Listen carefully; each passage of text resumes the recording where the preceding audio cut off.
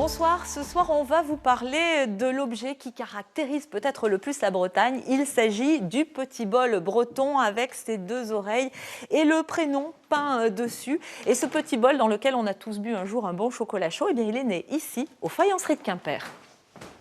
Bonsoir Fabienne. Bonsoir. Alors, quelle est l'origine exacte de ce petit bol breton qu'on fabrique ici? Au départ, c'était vraiment l'écuelle pour le paysan. C'était pour la soupe le matin. On y a rajouté des oreilles, un prénom, et c'est devenu vraiment le bol mythique inventé à Quimper, dans nos faïenceries. Vous avez combien de modèles aujourd'hui et quels sont les plus populaires? On a une douzaine de modèles. Les modèles qui plaisent le plus, c'est le modèle Henriot, avec le petit breton, et puis le modèle Fleury Royal également. Et il y a un bol qui détrône vraiment les autres aussi. C'est la petite bretonne très très contemporaine, son petit camarade, voilà. Si le décor a évolué, la technique de fabrication, elle n'a guère changé depuis le XVIIIe siècle.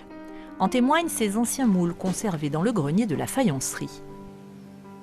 Il y a des formes qui sont très géométriques, vous voyez ici, style très très art déco. D'autres sont assez amusants. D'autres formes sont amusantes. Vous voyez, là, ce sont des oreilles de bol.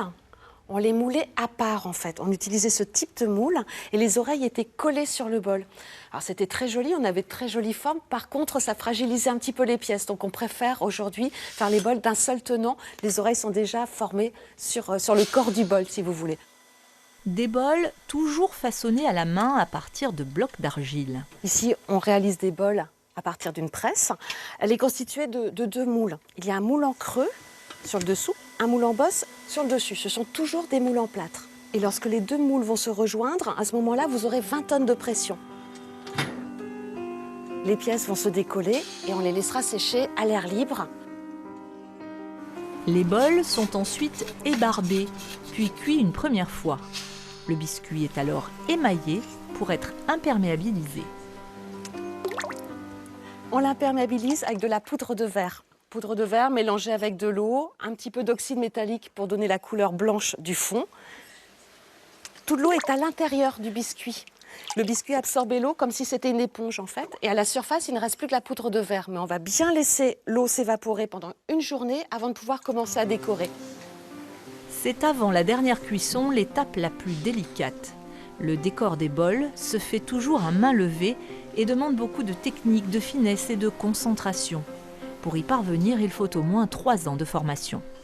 Ça, c'est vraiment la pâte Henriot, en fait. C'est la pâte Henriot, c'est la particularité d'Henriot, c'est que chaque bol est peint à la main, sur place, et avec une technique qui est traditionnelle. C'est le décor dit à la touche. On demande au peintre de ne jamais faire 2 fois la même chose. Le bouquet de fleurs à l'intérieur du bol va toujours changer. Chaque bol est unique.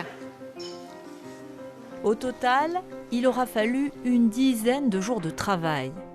Le bol Henriot n'est produit qu'à 10 000 exemplaires par an et il reste un objet de luxe